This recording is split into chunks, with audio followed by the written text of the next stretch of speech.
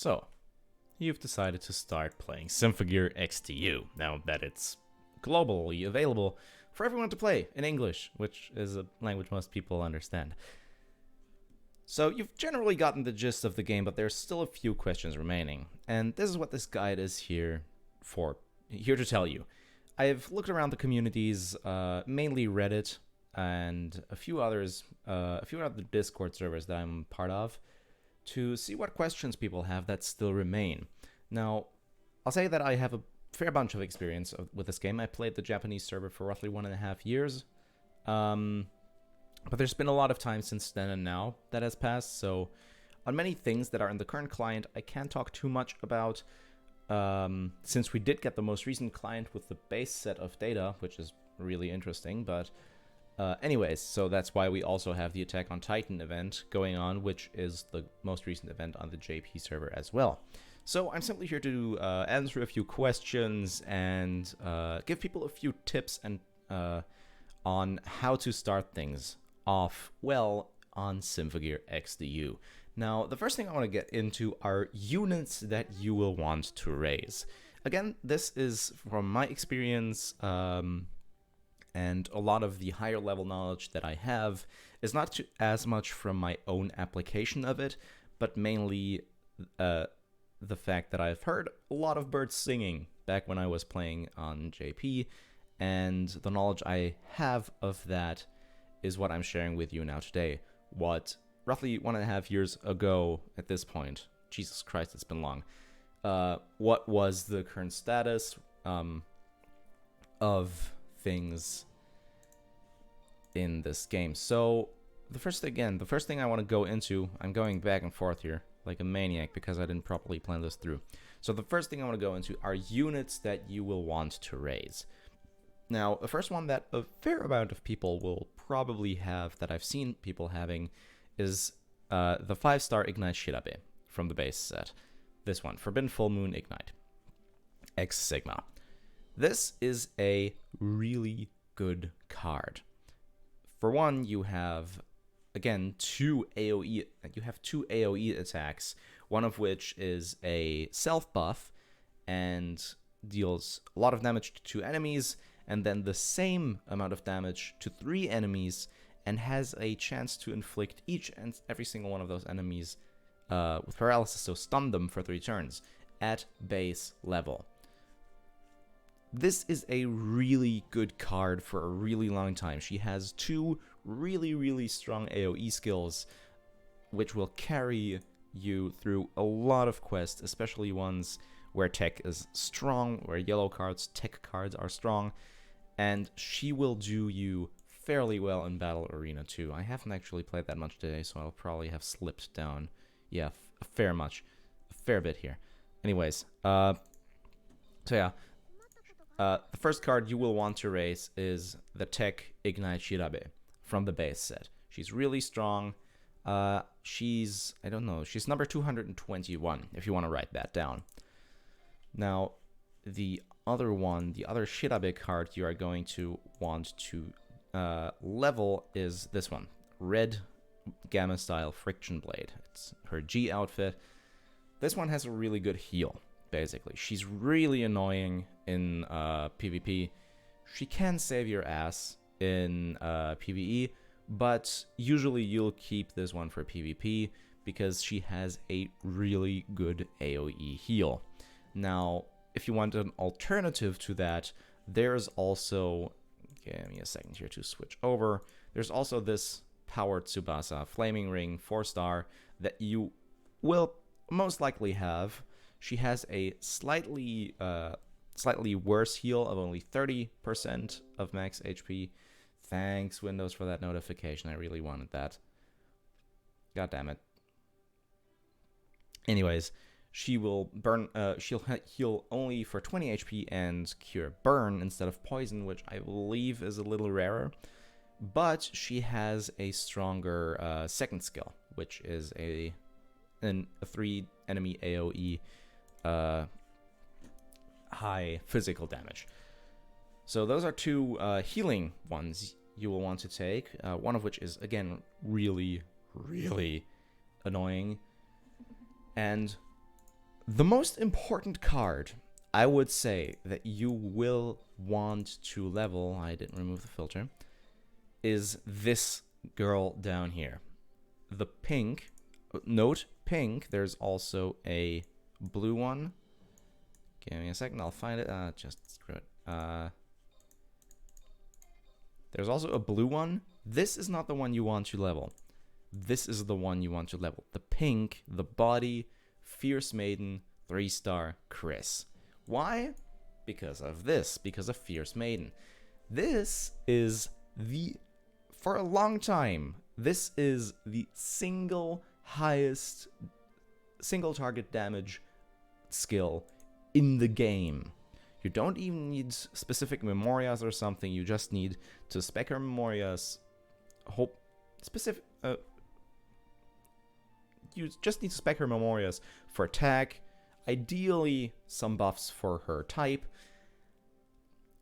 but you don't really need it to. You just need to get some good attack memorias on her, and she will sweep everything.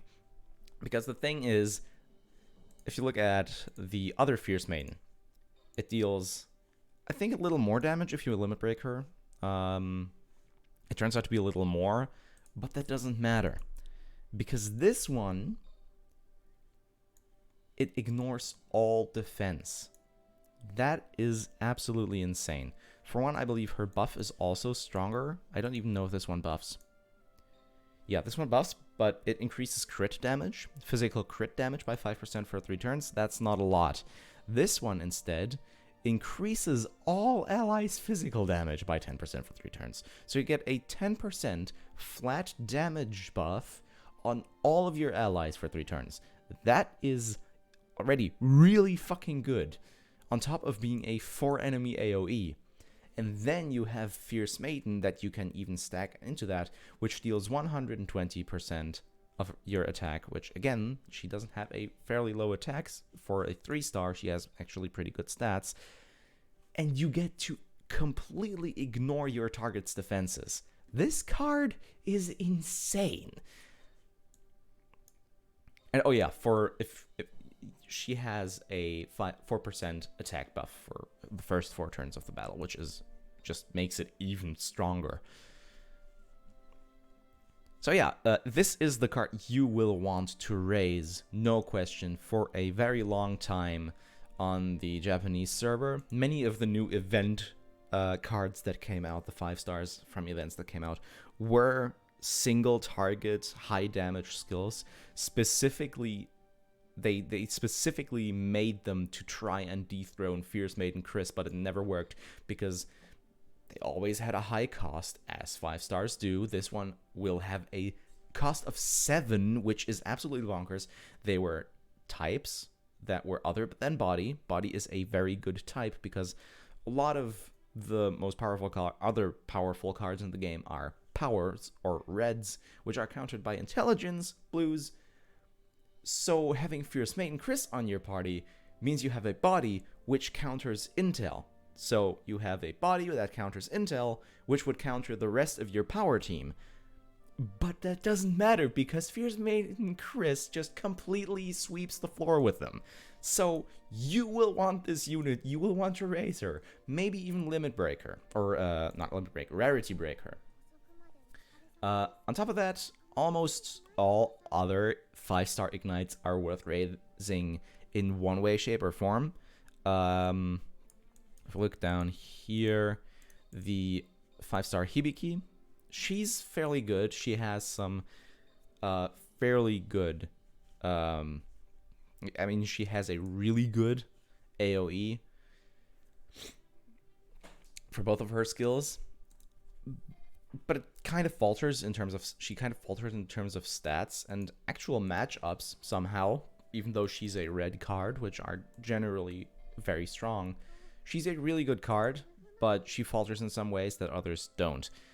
Then again, we have Shirabe, we have Megadeth Fuga Chris, which is a really good blanket AoE card if you want to clear out enemy waves, mainly in PvE. She is very, very useful. You have Maria, she's kind of outclassed by Fierce Maiden Chris.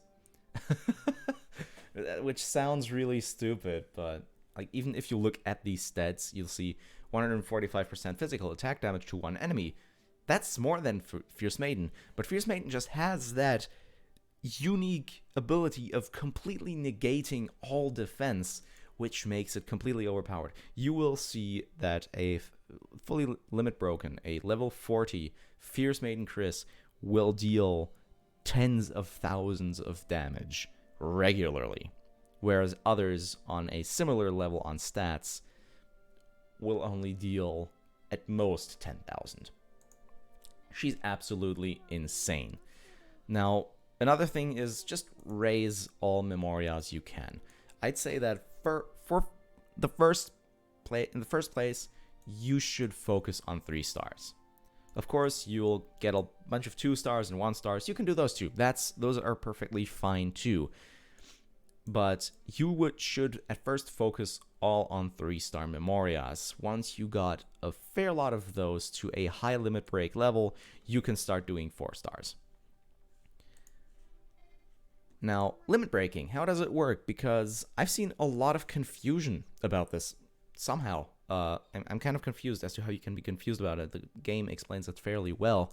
But basically, limit breaking, you can limit break any card that has its that reached its max level and isn't fully limit broken yet. So for example, I have this Vera Memoria here right now.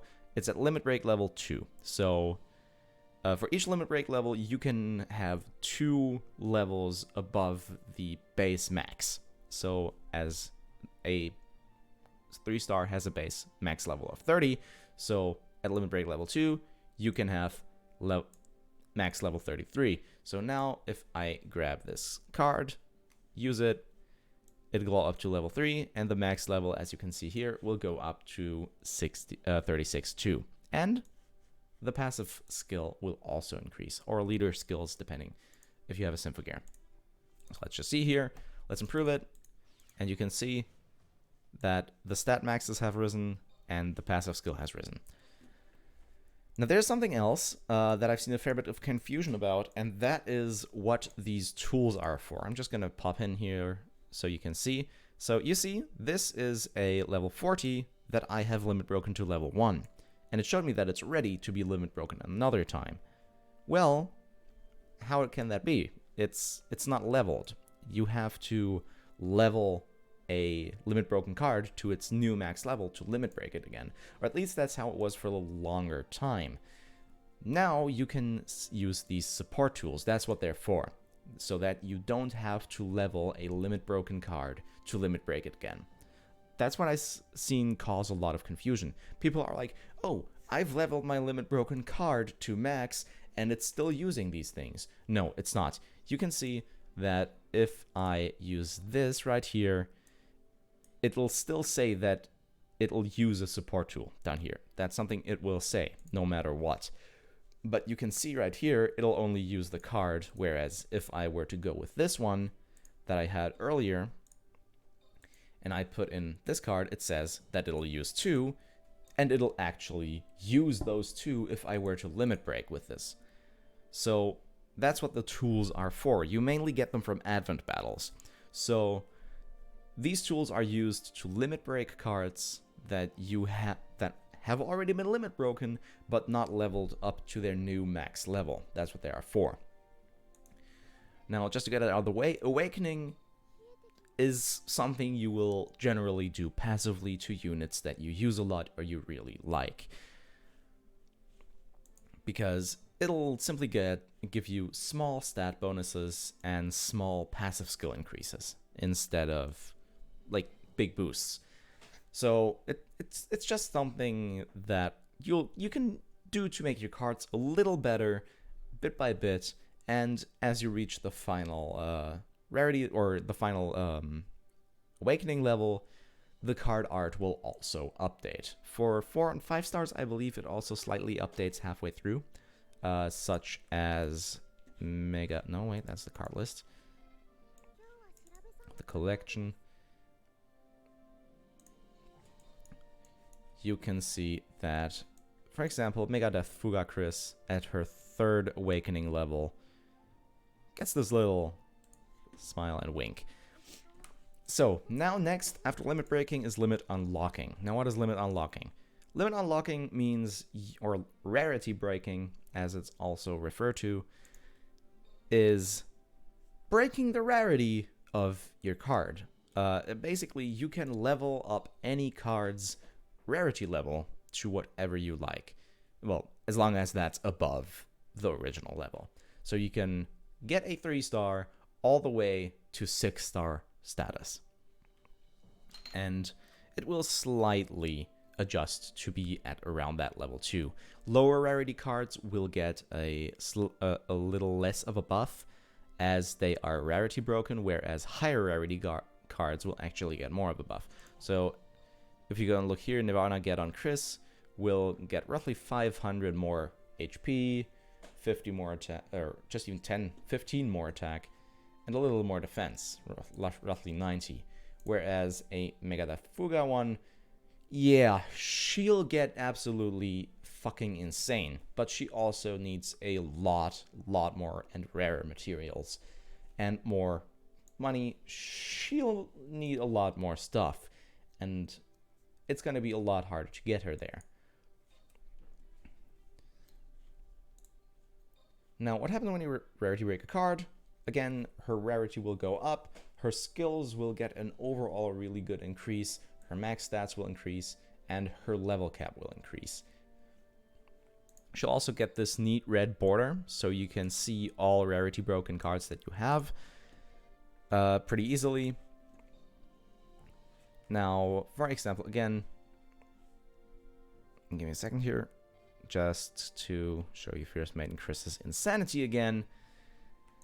She gets a 25% increase on her main, on Fierce Maiden. She deals just even insanely more even much more insane damage than before. Now, once you rarity break a card, to rarity break a card, you first have to max limit break it and max its limit broken level. So, for example, you have to get a 3-star card all the way to level 40 to be able to rarity break her, as I've done with this one. She's now rarity broken to to 4 stars. You would need, for a 5-star, you would basically need to get it to level 60 and rarity break it then to be able to level it to level 70. What's nice is that after rarity breaking, you don't need to limit break anymore. So once you rarity break, you have a full block of 10 levels that you have to level up before you're done, or you can rarity break again. Now, where to get rarity break materials, like I mentioned earlier, mainly from raid battles. These are battles that you can start with a large party, with a party of 6, 3 main members and 3 sub-members. Sub-members will replace starting members as they fall in battle.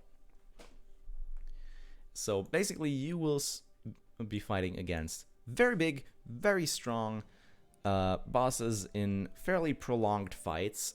These can take up to 20 minutes real time or 10 minutes if you're using 2x speed. For normal raids, I haven't tried a hard power raid yet, or a hard level raid. And you will get enhance or rarity breaking. You will get rarity breaking materials based on the raid you clear. So for a power raid, you'll get power crystals and power gems, and for a intelligence raid, you'll get those exact same crystals and gems. So over time, you'll start doing raids. You can get other people to join raids, and depending on who dealt the most damage, on participation, etc., people get different amounts of the rewards. Now, as a little thing I want to touch on is welfare. We will get a lot of events coming very soon. So once the AOT event is over, we'll likely start to go through the older events from the Japan server. So the ones that were already told that they'll happen in the tutorial. The Zweiwing one, the Serena one, the Edgebeaky one. These will all be happening fairly soon, I suppose. We'll get new cards with them, new missions, and most importantly, new welfare shops that you have to farm these types of tokens for. Now again, as you will have probably noticed with the AOT event, you'll get these tokens from clearing events maps. You get nothing else from them. That's really important. You get nothing but event tokens and XP from clearing event maps. That's really important to remember because you may find yourself running very low on gold. But that's nothing to worry about because you can grab most of your gold income and XP income and Memoria XP income will come from welfare. These are really important. I would claim they can be even more important than welfare Memoria and welfare units. Now, while you will want to get these just to complete your collection, to have more options, and to be able to gather more bonuses for more bonus drops from event stages, I would say that resources, gold, XP cards, and chips are the most important to get out of the welfare store because they are really easy to get here in a really large quantity. After that, go for welfare units and then go for miscellaneous stuff. I'd say go for unity shards and recovery items, and then for the different amounts of shards that you can also get here for awakening. That's basically all I wanted to go over, so I hope this helped. It was a little unstructured. I just kind of did this from my head. I didn't have a script, so I hope you understood everything. If you have any questions left, leave them in the comments. I'll try to answer them there, or if there's too many, or if there's some that I need to go into more detail for, I will probably make a follow-up video just to answer all those questions. So, thanks for watching. See ya.